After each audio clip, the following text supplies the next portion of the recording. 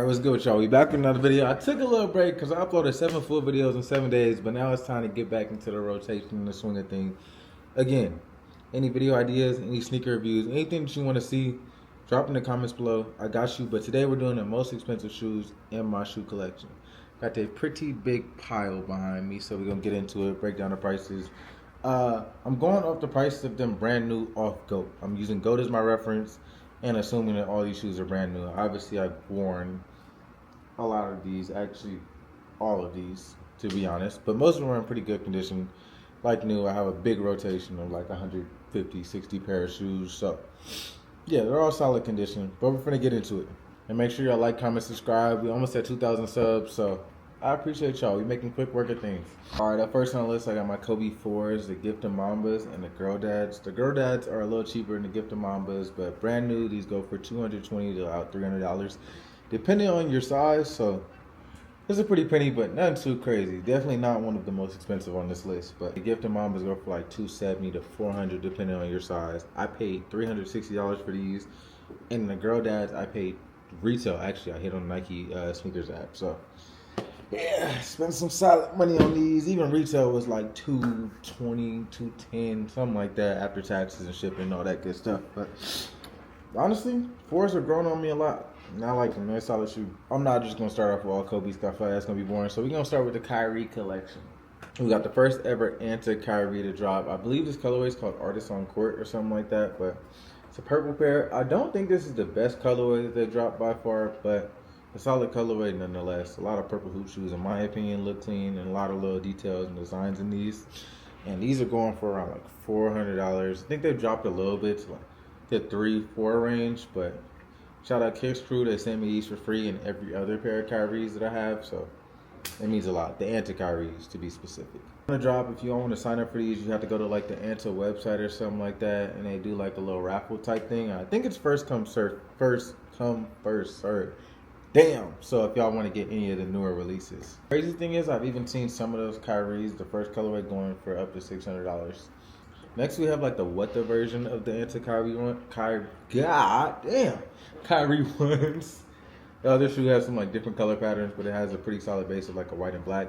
This is probably my favorite colorway of all the ones they've sent me so far. Super clean, and they perform the exact same as the other pair. These are going for around $250. But I would say though, I wouldn't recommend y'all to go buy these for resale. Just wait for more releases to come out, and eventually all the prices on them will drop. Next on the list, we got the Kyrie 5 SpongeBob. I low-key want to get every colorway of these. The Patrick's, I think it's Sandy, and I think Mr. Krabs. I don't know all of them they did. But I got these, and I got my girl the Patrick pair, and they're going for like $400 to $600 brand new resale. So obviously Kyrie's not with Nike anymore, so we're not going to get into these crazy collabs and colorways on shoes anymore. But super fire shoe. I'm honestly not even a huge fan of Nike Kyrie's performance. Like, they're cool, but it's just nothing special. I feel like a lot of people gas them up and whatnot. But they do look good. I can't argue with that one. I got these for like $100 on OfferUp. Super clean. Basically brand new with the traction and everything. So, hey, you notice with a lot of these, I did not pay the brand new resale price. I love to find steals, and when I find steals on hoop shoes, new, old, whatever, I get them. Sometimes even they're not even my size, I'll get them. Next on the list, Kyrie 4s. You'll be shocked when I tell you how much I paid for these. So I was on OfferUp. Like I said, if I find steals, I'm finna get them. I'm not a huge fan of Kyrie, Nike Kyries. Like, they're cool, but $30. $30. I believe they had them both listed for like 50 or 60 each, but they were like, oh, I need them going today. Da, da, da. I was like, shit, I'll meet up. Can you do 30 each shoe, 60 total? They said, yeah. These go for like $400 to $650 brand new Cinnamon Toast Kyrie 4. And these go for $280 to $400 brand new in the Kicks Kyrie 4s. So, hey, I got a big come up on these. I believe that is all for the expensive Kyrie collection. So next we go into the Sabrina ones. I'm sure a lot of y'all have seen these, know what they are. Other shoes up there, but it's the What the Nike ID Sabrina ones. These are going for about $250 to $300 depending on your size. And you have to make 2 pairs of these on Nike ID to get them. I did it when they're $150 each pair. I ended up selling the opposite pair that I had, because obviously you get 2 What this for $300. I ended up selling that pair for $250 on eBay. So I basically got these for $50. Solid performance. I definitely want to give these a little bit more wear. Hopefully I do Nike ID with the 2s though, because I'm finna go crazy with those too. I did like 6 pairs of Nike IDs for the 1s. Next shoe on the list, I made a bunch of videos with these. It's the Leaning Gamma 1, retailing at $499. Resale is about $350 to $450, depending on your size. Super expensive shoe, but they're one of my favorite hoop shoes now. Not gonna lie, they sold me. I definitely not buying any more pairs until the price drops, which hopefully they do. I don't really know how Leaning's like shoes work, but I know a lot of people aren't buying them at retail. So hopefully they sit on stock and be like, oh, we gotta drop the price a little bit so everybody can get them. Then I'll get some more colorways. Solid shoe nonetheless. Lightest basketball shoe ever. If y'all really want them and you want to invest in some shoes, go ahead and get them. Might as well knock out all my GT Cut 1s on the list. I actually had 4 real pairs of these, but I ended up selling one of them. They got a little older because I wore them because it was the only pair I had at first. And I didn't really love the colorway that much. So I was like, I might as well get rid of them. Let's start with the USA pairs. I believe the first colorway they dropped on each. Not too sure though. Don't quote me on that. These brand new going for $500 to $750 depending on your size. Super expensive. But these are one of my top 3 favorite shoes of all time. So I think it's worth it. I ended up getting those for like $240, not including fees and stuff like that on like Flight Club or Go. One of the two. Then we got the black pair going for $400 to $750 depending on your size, brand new, which is just insane, bro. But some great shoes, great cushion. Like I said, one of my favorites. I couldn't pass on them. I ended up paying like $280 for these though on Flight Club. Same thing as those. I got these, all 3 of these, I believe within the same week I bought them. Spent like $1,000, but it's all good, man. And last but not least, the Raw Dishes colorway. These were actually one of the cheapest colorways a long time ago when I got them. And surprisingly now they're going for like $500 to $800 brand new. Which kind of sucks with these is that they get dirty really easy. Like the toe cap, first time I wore them, somebody stepped on my toe, bro. Whole front of the shoe was black. I'm just like, fuck. So that's one thing with white shoes. They got like that cloth material. Kind of sucks. But like I said, they all perform the exact same. Solid shoe. And another shoe that has that same issue with like always shedding, fading, and getting dirty real quick is these things right here, the Harden 7s. These aren't reselling for anything super expensive, but Adidas has been really exclusive with their drops, from the 81s to the Hardens. They usually sell out pretty quick. And these are reselling for around $220 to $350 depending on your size, not including fees and stuff, so you tack on another $20, $30, $40. It's pretty expensive, but not one of obviously the heavy hitters on the list. International brand, and as the Leaning Way of Way 10s in the mint colorway. These resell for about $250 to $400. These also have a really high retail price. I believe it's like $225, $220, $250, somewhere around there. But I got these on go for like $190. Then I ended up paying like $2 something with fees and everything a long time ago. I'm honestly thinking about selling these and getting the white dragon or the red dragon pair of the Way of Way 10. So if y'all want them and y'all my size, I do put a lot of my shoes and stuff on eBay. I'll put the link in the description below. Or you could just DM me and send me your address and we can make the payment through there. So I don't have to deal with the fees and stuff at eBay. And you don't have to pay for shipping. So, but this was definitely one of my favorite hoop shoes at one point. I don't wear them as much as I would just because they're high tops. And they low-key take a really long time to put on. It's a petty reason to not wear a shoe. But I don't know. Just little stuff like that. Sometimes I get in the gym, I don't want to have to unlace half the shoe to throw it on. And you know. So, yeah. On this, we got some PG2s. Mamba Mentality. Super clean colorway. When I was at GCU, a lot of the, I think this was a team shoe for the basketball team, so a lot of them had them. Didn't know what they were at the time, but I always thought these were super clean. And now I got a pair. I didn't even pay too much for them. I think I ended up paying like $150, and they were brand new. So beautiful shoe. I am scared to hoop in them though, because a lot of y'all told me that y'all rolled your ankles in these. I don't want to get hurt, bro. I hate setbacks. I'm in the gym all the time, 7 days a week, 6 days a week. Light days, heavy days. I started doing yoga now. And like, bro, I don't want to miss out on none of that because I got hurt doing like some freaky shit. So we'll see if they'll get some action on the court. Well, in some runs, I should say. I went and shot around in them a lot. Next on the list, we got the LeBron 11 Whattas. I actually just got these today. They just came in.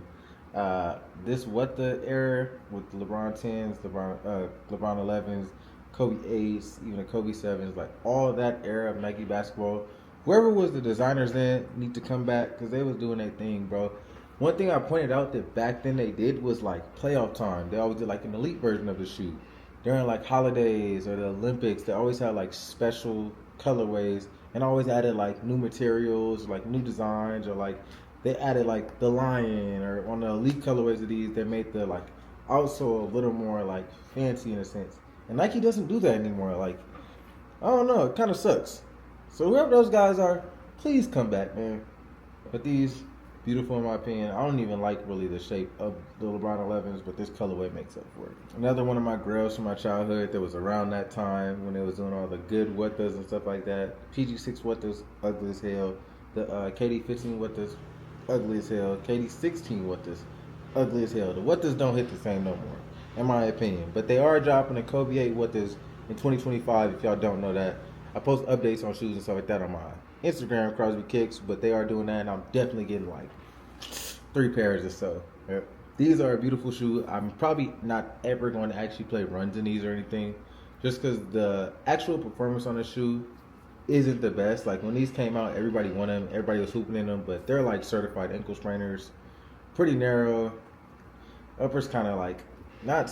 It's kind of uncomfortable in a sense. So you gotta wear some thick socks when you wear these, and I don't know. They're just not the best performing shoe, especially they're old as hell now. They're, 11 years old now. He's on 17, these are 6s, so can't be mad about that. If they approach him, I might get a pair of Hooper now. And now the only thing we got left on the list is Kobe's. I started off with the Kobe 10s. I got the Kobe 10 Wettas.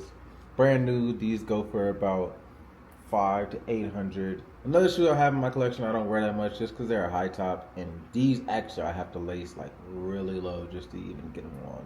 Plus with Kobe 10s, I'm really scared to pop the air bubble, because at this point if I pop the air bubble, there's no Nike return policy, or the shoe's kind of like out of commission. So I don't really hoop in these or these, the Nike ID Kobe 10s. I just got these from someone on Instagram. They plugged me with them. And yeah, it was really hard to kind of price these because there's a lot of different price ranges for brand new Kobe 10 Nike ID. But I've seen like anywhere from $500 to $1,500 with Nike ID Kobe. Shoot around in them for sure, but I don't think this will be getting any encore wear either. Both these shoes are like 8, 9, 10 years old. Setting yourself up for failure. They're gonna break eventually if you're hooping in shoes that old. Keep in mind, this is coming from the guy that literally broke my LeBron 20s, my first semi-pro basketball game. How? I don't know. I didn't even dunk in that game, so it's actually a head case to me. Nike's quality is kind of going downhill a little bit, but I got my refund, returned them, and didn't touch any more LeBron 20s, so I'm not really tripping. Next on the list, Kobe 11 Mamba Curios. I remember I got these, not this specific pair, but I had a pair before this. I got them for like $79.99. They had the little sales tag on them on Foot Locker. And they didn't have them my size, but it was like a size bigger. I was like, you know what? I don't care, because these things are beautiful. So I ended up buying them. I don't even know whatever happened to those shoes. I genuinely don't know where they went. I don't know if somebody took them, I gave them to somebody, I sold them, but what? Them shoes just disappeared. But beautiful shoe. Another one. Actually, I wouldn't probably hoop in these, but I would need to make sure like the court's good. I'm bringing 2 shoes if I got these, because they do tend to rip right here, but I'm not too worried about that. Only thing I'm really worried about these is the traction on dusty courts. It's absolutely terrible. So on a squeaky clean court, I might be able to pull these out. We got the Sharif Coopers, aka the Kobe Next 360s. I got these also at Foot Locker for retail price. I don't think they was on sale or nothing, and I loved them. Not this specific pair.